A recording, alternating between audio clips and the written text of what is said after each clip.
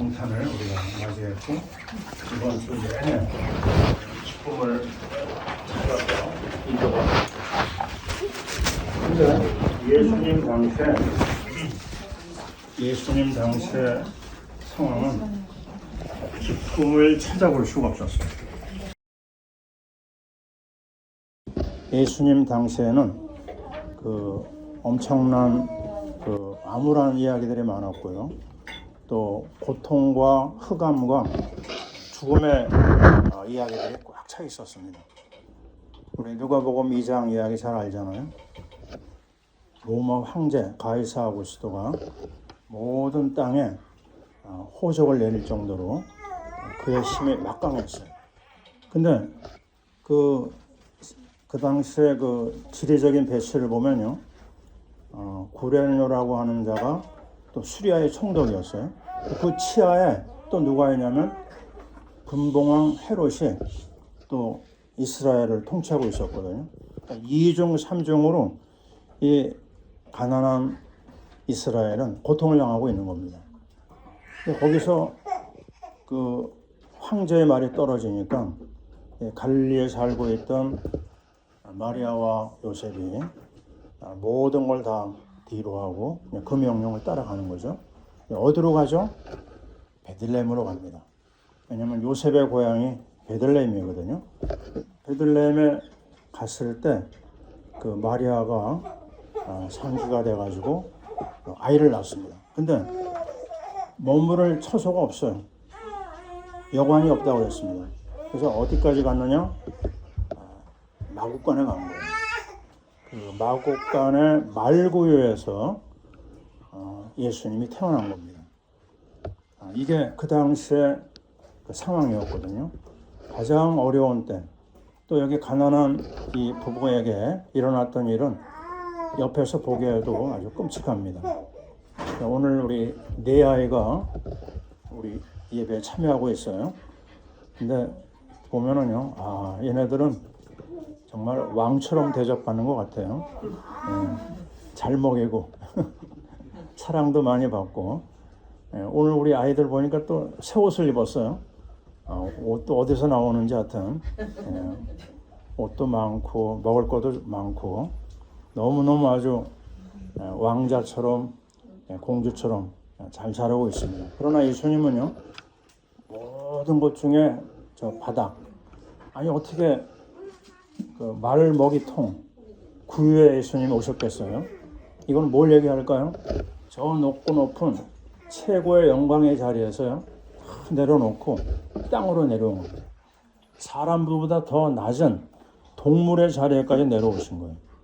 여기에는 우리에게 주시는 엄청난 메시지가 있죠. 여기에 뭘 우리에게 보여주냐면 소망을 줍니다. 지난주에는 평화를 줬고요. 이번 주에는 기쁨을 줍니다. 우리 기독교를 뭐라고 얘기하냐면 기쁨의 종교라고. 그래서 자기 자신 신앙을 체크할 때요, 뭘 가지고 확인할 수 있죠? 내가 요즘 기쁜가 기쁘지 않은가? 여러분 확인됩니까? 기쁨에 넘칩니까? 억지로라도 웃으세요. 스마일 해야 됩니다. 스마일. 나는 끔찍한 영상을 오래전에 본 적이 있어요. 아프리카에서 테러 집단이, 이슬람 테러 집단이 기독교인을 살해하는 장면인데요. 화형을 시키는 걸, 영상을 제가 하나 받았어요. 상상할 수 없는 그 비참한 영상이었습니다.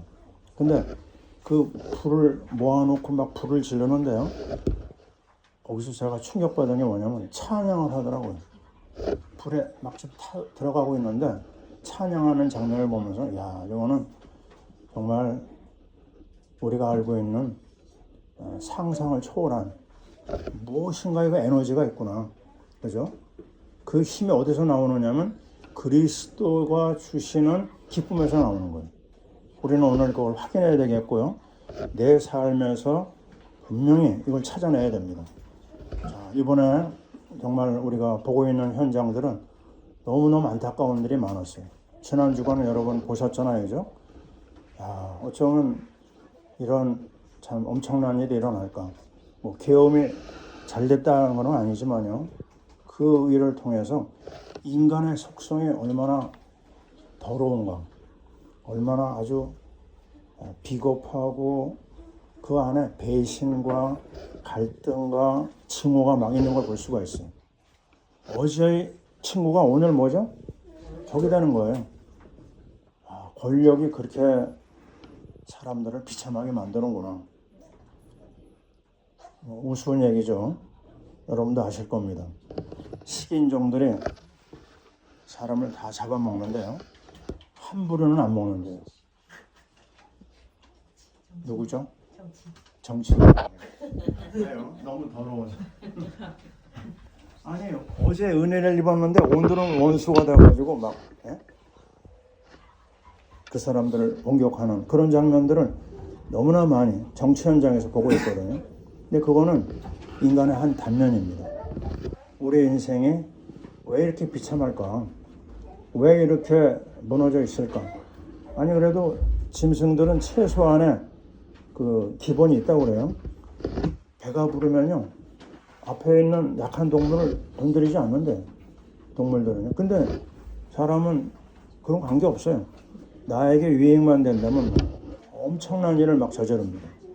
우리는 오늘 이 현장에서 너무너무 어려움 당하는 이스라엘 사람들, 또 그 가운데 예수님이 태어나셔가지고 우리에게 지금 전달하려고 하는 내용이 뭘까? 우리는 확인을 해야 되겠습니다. 그것은 바로 10절 말씀. 뭐가 나오죠? 천사가 이르되 무서워하지 말라. 보라 내가 온 백성에게 미칠 큰 기쁨의 좋은 소식을 너에게 전하노라. 아멘. 이겁니다. 이 가장 중요한 메시지가 우리 안에서 확인되어야 되겠고요. 그러면 이 안에서 우리가 뭘 붙잡아야 되느냐? 마태복음 16장 16절입니다. 이 16절이 확실하게 확인되면요, 우리가 기뻐해야 될 이유를 알게 되고 어느 상황에서나 기쁨을 누릴 수가 있어요. 그래서 첫 번째 오늘 말씀의 제목 아시죠? 큰 기쁨의 좋은 소식인데 첫 번째 소제목은요, 예수님은 하나님의 아들입니다. 여러분이 마태복음 16장 16절 얼마나 많이 고백했어요? 복음운동에서 제일 중요한 말씀을 얘기하고 있죠. 근데 일반 교회에서는요, 제일 중요한 메시지가 뭔지 아시죠? 어떤 걸 본문으로 요절로 얘기합니까? 요한복음 3장 16절에 그게 모든 것의 우선입니다. 맞아요. 하나님이 세상을 이처럼 사랑하사 독생자를 주셨으니 이는 그를 믿는 자마다 멸망하지 않고 영생을 얻게 하려 하십니다. 이 굉장히 중요한 메시지가 조금 더 구체화시킨 것이 마태복음 16장 16절입니다. 근데 우리가 주는 그리스도라고 하는 말을 많이 얘기하고 듣고 있는데 하나님의 아들이다 하는 이 부분에서는 조금 주춤거립니다. 뭔가 좀 이해가 안 되는 부분이 있어요. 근데 성경은 분명하게 얘기합니다. 시편 2편 7절에 이런 말이 있어요. 너는 내 아들이라 그랬어요. 내가 너를 낳았도다. 참, 하나님께서 예수님을 아들이라고 얘기하십니다. 그 예수님 또 얘기하셨죠. 아버지와 나는 하나다. 이런 얘기도 하셨고. 우리 보통 이성적인 판단으로는 이렇게 이해가 안 됩니다. 그럼 어떻게 해야 되느냐? 믿어야 됩니다. 머리로는 이해가 안 돼요. 하나님이 아들이라고 했다가 또 하나님이 또 하나님, 예수님을 하나님이라고 또 그러고. 근데 이것은 하나님이 주신 비밀이기 때문에 그래요. 자, 분명히 또 얘기했습니다. 오늘 누가복음 2장 9절에 천사들이 나타나가지고 예수님의 탄생을 전달합니다. 큰 기쁨의 좋은 소식. 근데 우리는 여기서 확인해야 될 게 뭐냐면요, 예수님이 하나님의 아들이라고 하는 이 부분을 확실하게 좀 알아야 되겠거든요. 요한복음 3장 13절에 한번 따라해 봅시다. 하늘에서 내려온 자. 누가요? 예수님이 그랬어요. 자기를 인자 외에는 하늘에 올라간 자가 없다. 왜냐하면 하늘에서 내려온 내가 하늘에 다시 올라간다. 이해되십니까? 예수가 하나님의 아들로 이 땅에 오신 거예요. 그리고 요한복음 8장 58절에 아브라함의 얘기를 꺼내는 그 예수님 얘기가 나와요. 예수님이 유대인들하고 대화하는 중에 이렇게 얘기합니다. 나는 아브라함 태어나기 전부터 있었느니라. 그게 말이 됩니까? 아니 내가 보기에 당신은 50도 안 되는데 어떻게 그런 말을 하느냐. 화가 나니까요. 이 사람들이 돌을 가지고 예수님을 치려고 그래요. 이해되죠? 그죠? 그 불경제라는 게 있어요. 유대인들은. 그 사람들은 그 불경제에 들어가는 사람들은 돌로 칩니다. 도저히 이해 안 되는 거예요. 아브라함 이전에 예수가 계셨다. 바로 이건 뭘 말하죠? 하나님께서 아들로 이 땅에 내려오신 것입니다. 그리고 우리는 또 요한복음 17장 5절에 이런 말씀이 있어요. 요한복음 11장은 예수님이 제자들을 위한 기도를 하는 장면이거든요. 기도에 이런 게 나옵니다. 아버지여, 창세전에 내가 아버지와 함께 가졌던 영화로서 지금도 아버지와 함께 영화롭게 하소서. 창세전에 누가요? 예수님하고 하나님하고 그 영화를 누렸다는 겁니다.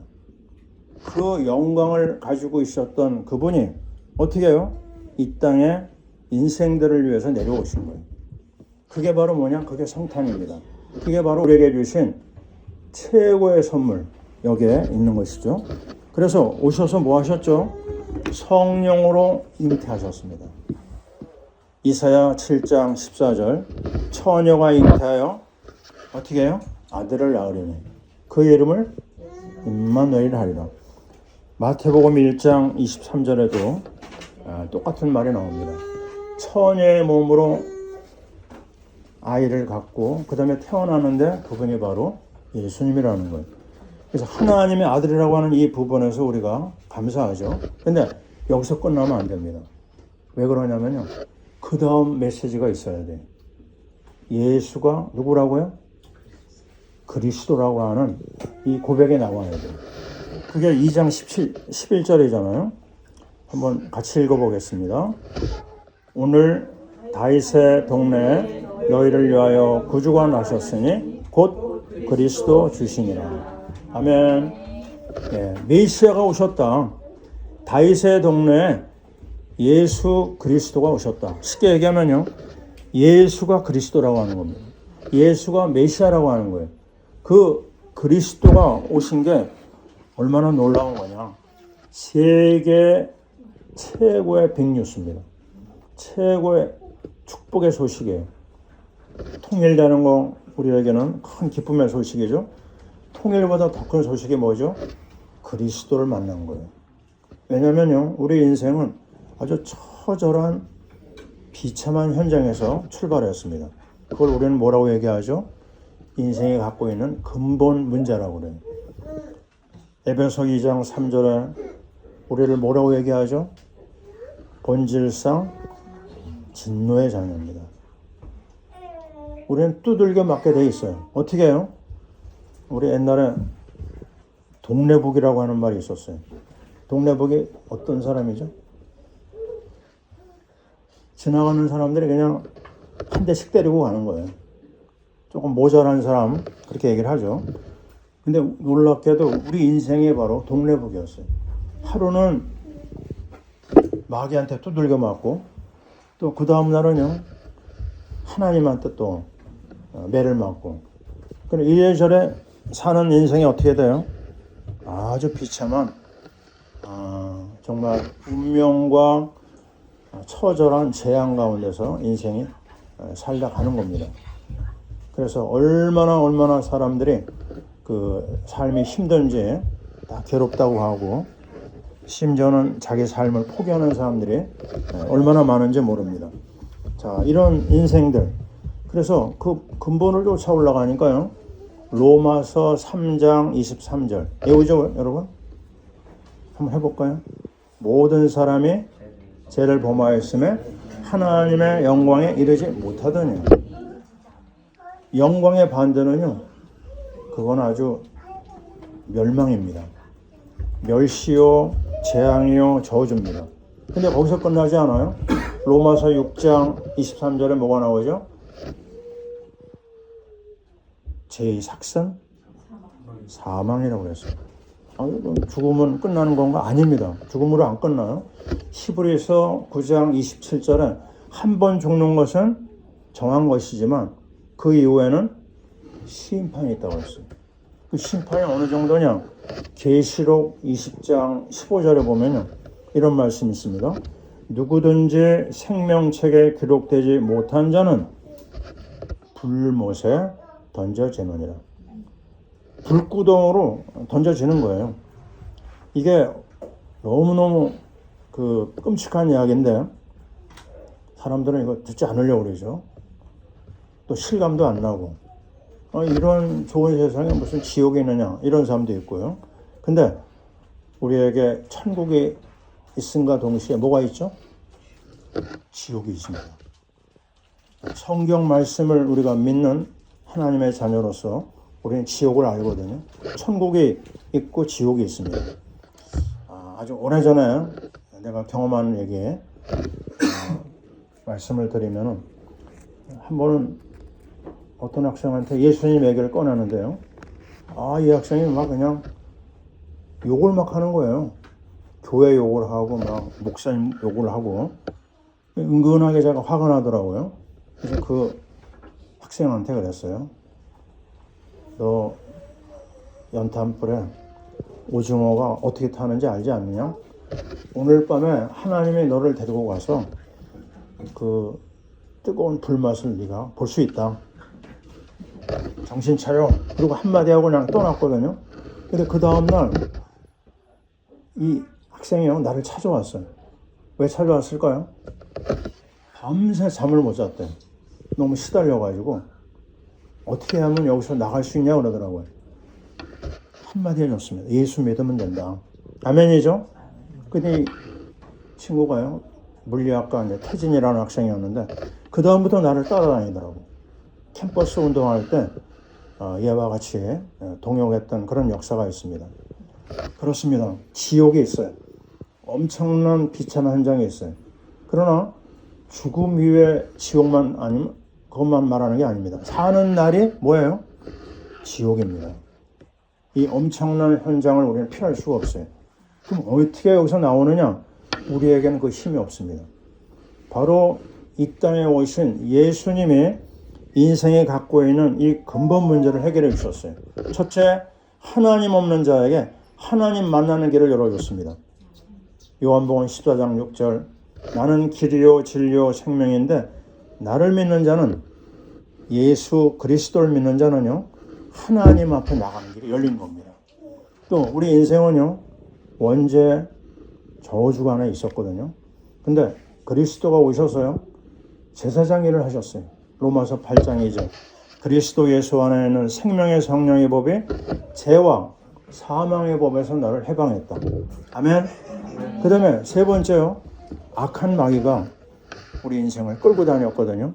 근데 우리가 잘 아는 대로 요한일서 3장 8절 또 한 군데가 있습니다. 히브리서 2장 14절에 보면 마귀를 멸하셨다고 그랬어요. 끝난 겁니다. 마귀가 그리스도 앞에 완전히 무릎을 꿇는 거죠. 우리는 이 분명한 복음의 이야기를 받고 해야 될 일이 뭐죠? 하나입니다. 요한복음 1장 12절 그리스도를 나의 주인으로 영접하는 거예요. 그리스도로 영접하는 겁니다.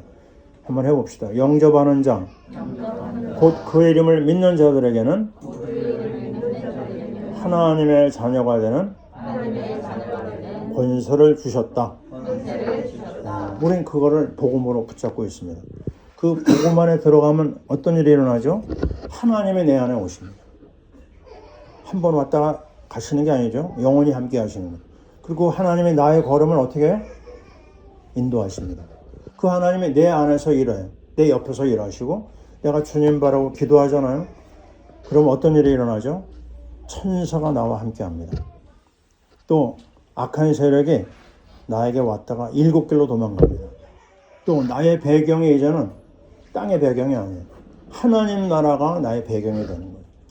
그리고 나서 나를 통해서 전 세계를 살리는 선교의 미션이 축복으로 와닿는 겁니다. 자, 우리는 이 놀라운 소식을 그냥 좋은 소식이라고 안 하고 뭐라고 그랬죠? 큰 기쁨의 좋은 소식이에요.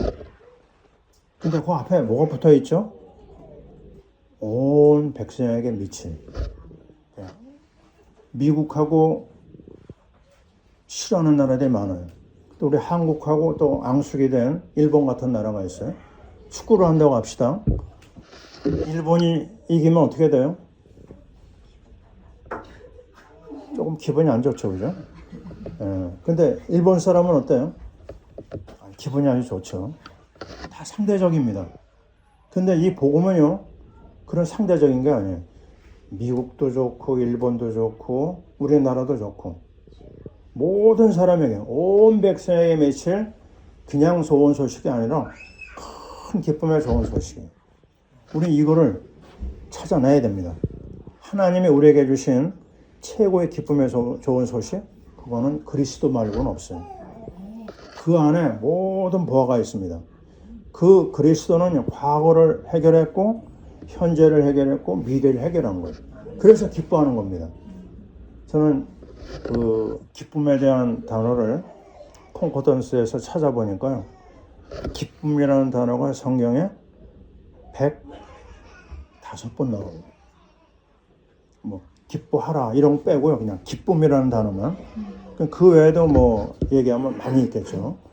근데 그 기쁨에 대한 얘기를 찾아보니까 아주 귀한 말씀들이 너무 많더라고요. 제가 한번 읽어볼게요. 시편 16편 11절. 주께서 생명의 길을 보이시리니 주 앞에는 충만한 기쁨이 있고, 무엇이 있다고요? 주님 앞에는 충만한 기쁨이 있어요. 세상 사람들이 얻지 못하는 거죠. 또 주의 오른쪽에는 영원한 즐거움이 있나이다. 이 영원한 게 어디 있겠어요? 근데 주님 앞에만 있는 겁니다. 또 우리는 빌립보서를 얘기할 때요, 빌립보서의 그 배경이 기쁨의 서신인 걸 알고 있거든요. 왜냐하면 빌립보서는 바울이 감옥에서 쓴 겁니다. 보통 사람 같으면 좀 내가 감옥에 있으니까 나를 빼달라 뭐 이런 얘기 하겠죠. 내가 너무 괴롭다. 그런 말 안 했습니다. 내가 말하노니 기뻐하라. 항상 기뻐하라. 계속해서 기쁨의 얘기를 해요. 감옥에서도 기뻐할 수 있는 그 놀라운 비밀. 그게 그리스도입니다. 자, 우리는 사마리아 땅에서 일어난 소식을 알아요. 사마리아 아시잖아요. 우상 숭배로 무너진 그 현장. 귀신이 역사하고 엄청난 질병이 그 땅을 휩쓸고 지나가요. 근데 빌립이라는 사람이 쫓겨서 도망가가지고 사마리아에 들어갔는데 거기서 한 일이 뭐냐면 그리스도를 전했어요.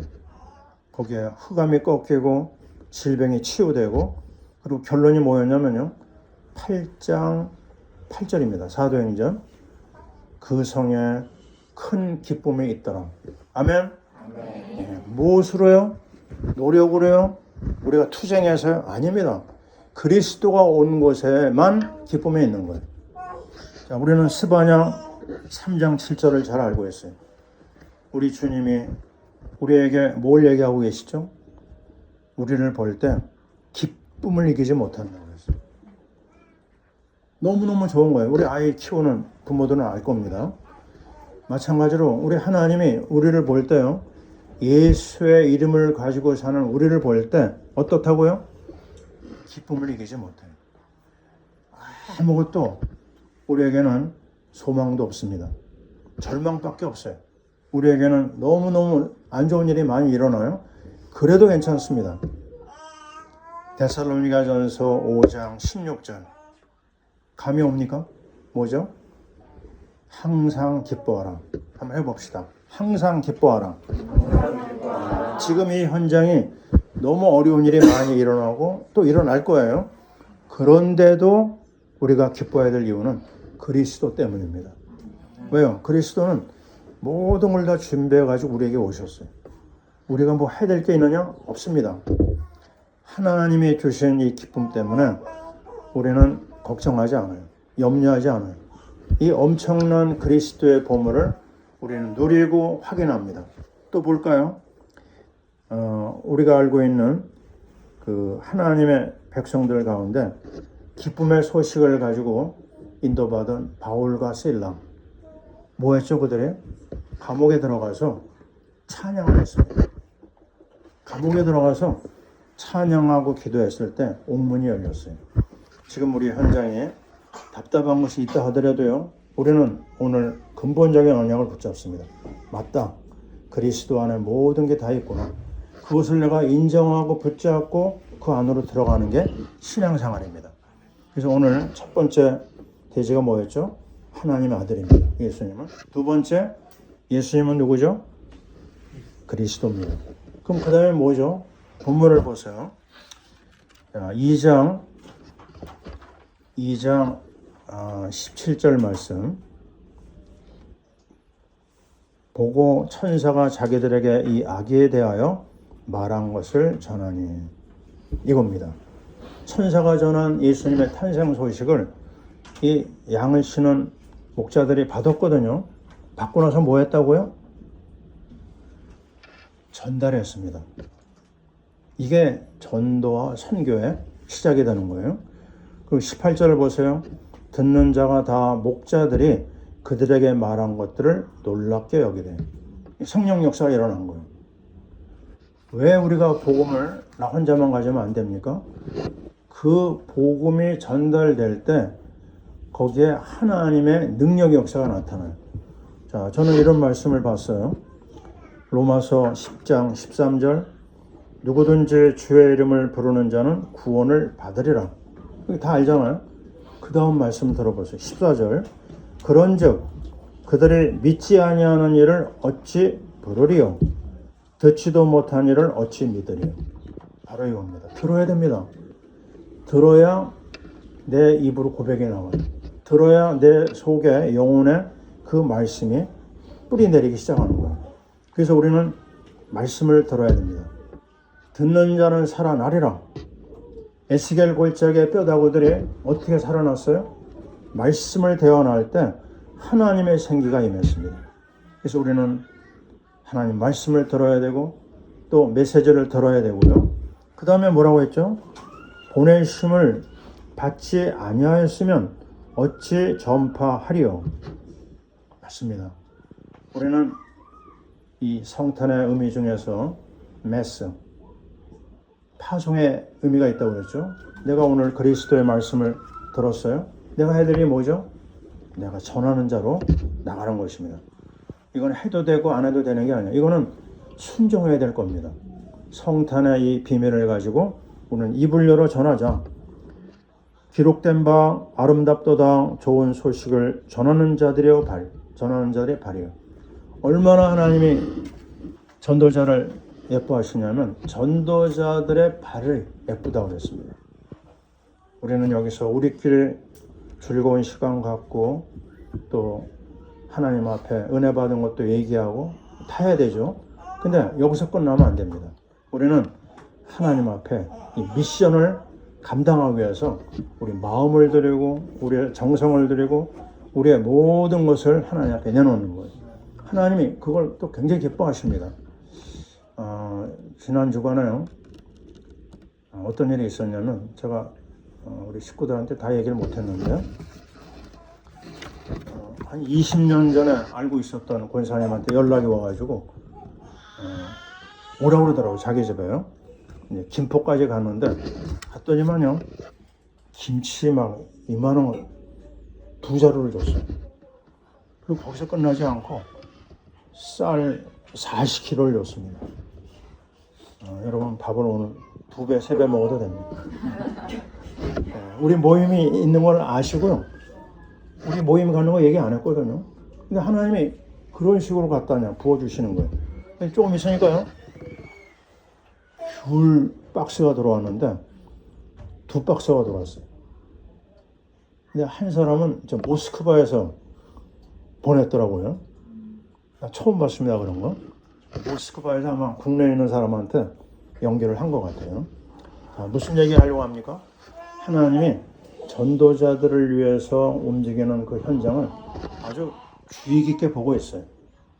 전도자들 축복하지만 전도자를 위해서 내가 마음을 들여요. 마태복음 10장 42절 뭐죠? 제자의 이름으로, 전도자의 이름으로 냉수 한 그릇을 대접하면 어떻게 된다고요? 그 상을 결탄코 잃어버리지 아니한다고 했어요. 이번에 우리 멤버들이 아주 큰 일을 많이 했습니다. 유익이는 아주 고급 의자를 기증을 했어요.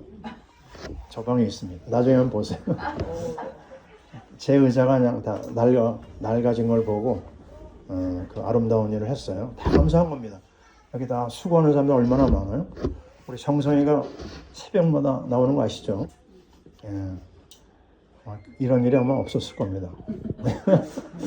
기적이 일어났어요. 근데 느끼는 게 뭐냐면 정성이 마음속에 기쁨이 있는 게 보이더라고요. 그리고 믿음이 크게 자란 것 같아요. 감사하죠? 다 아름다운 일입니다. 하나님이 우리를 너무나 예뻐하시고요. 또 우리가 가야 될 길을 벌써 다 준비해 놓으셨어요. 근데 우리는 오늘 마무리 시간에 생각해야 될 게 있습니다. 우리가 여타교회처럼 그냥 교회를 하나 세우자 그런 차원이 아니거든요. 우리는 교회를 세운 게 아니고요. 우리는 선교회로 출발했습니다. 파라 미션스 펠로십. 왜 이런 얘기가 나왔냐면요. 아시잖아요. 지금 교회가 굉장한 한계를 만났어요. 80% 미자립이라고 그랬는데 아니라고 그러더라고요. 90%라고 그래요. 분당은요. 개척교회가 다 없어졌대요. 왜 그렇겠습니까? 요즘 교인들이 깨돌이들이 많거든요. 개척교회 가면 어떤 일이 일어나죠? 할 일이 너무 많아요. 돈 들어갈 일이 너무 많으니까 그냥 다 준비되어 있는 대형교회 가서 살짝 예배드리고 나오는 거예요. 이런 사람이 대부분입니다. 그러니까 개척교회가 안 되는 거예요. 그럼 어떤 현상이 일어나죠? 목회자들이 다 알바를 하는 거예요. 전에는 이중직을 허용 안 했는데 교단에서 이제는 말을 못 합니다. 교회들이 너무 어려우니까 목회자들이 막 너무너무 힘들게 사는 걸 알고 있으니까 이런 일이 일어나고 있습니다. 그럼 여기서 우리가 정신 차려야 될 게 뭐죠? 우리 중직자들이 뭔가 새로운 결심을 해야 됩니다. 근데 목회 현장만이 문제가 아니거든요. 이상 목사하고도 그런 얘기를 많이 나누는데요. 정말 밥 먹기 위해서 사는 선교사들이 너무 많아요. 선교비도 조금 보내주는데 그거 가지고요. 정말 보통 일이 아닙니다. 저는 현장에 그거 봤잖아요. 근데 문제는요. 어느 날 갑자기 후원하는 교회가요. 연락도 없이 끊어요. 후원을. 그냥 완전히 그냥 그러기 상태가 되는 거죠. 그러니까 이런 일 저런 일 다 겪다 보니까 선교사들이 복음의 비밀을 모르는 선교사들이 그 현장을 도망갑니다. 도망가지 않으면 뭐 하느냐? 현장에서 브로커 일하는 사람들이 많아요. 필리핀 마닐라에만 한국 선교사가 1000명이라는 말이 있었어요. 그 뭐예요, 선교사들이요? 브로커 일 할 수밖에 없습니다. 저 미국 LA에 가면 우리 한국 선교사들이 다 거기 모여 있다. 이런 말이 오래전에 나왔습니다. 한계가 오니까 힘이 없으니까 감당이 안 되는 거예요. 그럼 뭐가 문제냐? 우리 선교사들에게 복음의 아주 정확한 비밀이 약한 거고요. 또 한 가지는요. 그 선교사와 팀이 되는 사람이 없는 거예요. 선교의 산업선교의 비밀을 가진 그런 일꾼이 붙어야 되는데 브리스길라 아굴라 같은 그런 게 없는 겁니다. 그냥 자꾸만 무너지는 거죠. 저는 친구 중에요. 고신측 선교사가 있습니다. 저하고 학생 시절에 캠퍼스 운동을 같이 했는데요. 그 친구가 목사가 되고 선교사가 돼가지고 그 러시아 땅에 가 있는데요. 그 친구한테 들은 이야기예요. 오신 측 선교가 의외로 역사가 오래됐습니다. 근데 그 보신 측은 어떤 선교 정책이 있냐면 후원교회가 한 군데 나온다? 안 됩니다. 왜요? 한 군데에다가 아까 말씀드린 것처럼 어느 날 갑자기 후원이 끊어지는 경우가 있거든요. 그래서 조건이 뭐냐? 후원교회가 2개 이상일 때만 파송 허락이 나오는 거예요. 그런 실정입니다. 그래서 이런 모든 여건 환경 속에서 우리의 모임이 어디로 가야 되느냐? 단순히 은혜 받고 우리끼리 좋은 펠로우십을 나누고 그런 게 아니라는 거죠. 우리는 하나님이 주신 가슴, 이 복음의 비밀을 가지고 선교의 열정을 가져야 되는데 아주 구체적이고 사실적인 인도를 받자. 그래서 그냥 많이 모이고 뭐 이런 목적이 아니라요. 우리는 방향이 정해져 있습니다. 선교. 그래서 어떤 사람이 소식을 듣고 그래요. 교회를 개척했다면서요? 그런 차원이 아닌데 그렇게 소문이 나는 거죠. 어쨌든 우리는 뭐 이런 말 나오고 저런 말 나오지만 괜찮습니다. 우리는 생명 살려야 되겠고 또 우리의 사랑하는 선교사님들을 도와야 되겠고 또 여기서 중요한 세계적인 일꾼이 나와야 되거든요. 그런 비밀을 가진 하나님의 백성들이 우리에게 준비되어지고 역사하실 줄 믿습니다. 하나님 앞에 가장 아름다운 축복을 우리에게 주실 줄 믿습니다. 많은 선교사들이 지금 고통 가운데 있는 얘기를 계속 듣고 있어요. 어떤 선교사는 5월달 이후 선교비를 못 받았다. 이런 선교사도 있습니다. 그런 선교사들을 가슴에 품고 우리가 여기 모임 가질 때마다 선교사들을 위한 기도 꼭 해야 될 줄 믿습니다. 그때 하나님 우리의 기쁨을 충만하게 주실 줄 믿습니다. 한번 따라해 보죠. 항상 기뻐하라. 할렐루야. 자, 기도하겠습니다. 하나님 감사합니다. 우리를 사랑하셔서 기쁨의 근원 되시는 그리스도를 선물로 주심을 감사합니다. 인생의 처절한 비참한 현장에서 정말 완전히 무너지고 또 본질상 진노의 자녀로 살 수밖에 없는 우리에게 그리스도께서 하나님 만나는 길을 열어주시고 그리스도께서 죄와 저주에서 나오게 하시고 그리스도께서 마귀의 일을 멸하심을 감사합니다. 놀라운 그리스도를 오늘도 환영하고 우리 마음에 영접합니다. 이 그리스도를 통하여 하늘과 땅의 복을 우리에게 주심을 감사합니다. 이 놀라운 그리스도의 복음을 만방에 증거하는 선교의 대열에 우리를 불러주신 거 감사하고 또 이런 일꾼들을 우리가 키워서 세계로 내보낼 수 있도록 역사하여 주옵소서. 놀라운 복음을 주신 주님, 미션의 축복을 주신 주님을 찬양합니다. 예수님 이름으로 기도하옵나이다. 아멘.